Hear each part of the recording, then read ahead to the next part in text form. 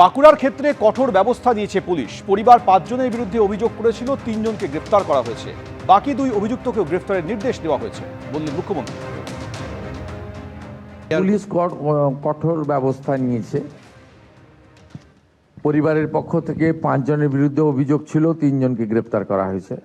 বাকি 2 জনকেও গ্রেফতার করতে বলা হয়েছে। এর বাইরেও আরও সন্দেহজনক 5 জনকে আটক করা হয়েছে। 8 জনকে ধরা হয়েছে। পুলিশ পরিবারের পাশে আছে এবং পরিবার যেমন যেমন তারা পুলিশকে অভিযোগ করেছে সেই অনুযায়ী পুলিশ ব্যবস্থা নিয়েছে এবং কঠিন ব্যবস্থা নিয়েছে।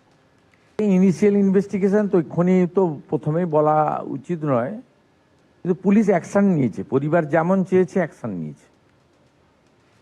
পুলিশ যে 5 জনকে চিহ্নিত করে দিয়েছে, 3 জনকেই গ্রেপ্তার করেছে একদম সুনির্দিষ্ট ধারা দিয়ে, হত্যার ধারা দিয়ে। বাকি 2 জনকেও গ্রেপ্তার করতে নির্দেশ দেওয়া হয়েছে। পরিবার যেমন যেমন চাইছে তেমন তেমন পুলিশ আইনের মধ্যে দাঁড়িয়ে কঠোর ব্যবস্থা নিচ্ছে। কোনোভাবে কাউকে আড়াল করার বিষয় নয়। इसका साथ उनको और दिल्ली का कोई रिलेशन है कि पता करना पड़ेगा। जो एफआईआर है उसमें कोई बीजेपी का नाम नहीं है, मिसक्रिएंस बोला है। एफआईआर का जो कॉपी में तो नहीं है, तो मिसक्रिएंस लिखा हुआ है। अच्छा, तो बीजेपी का नाम नहीं ले।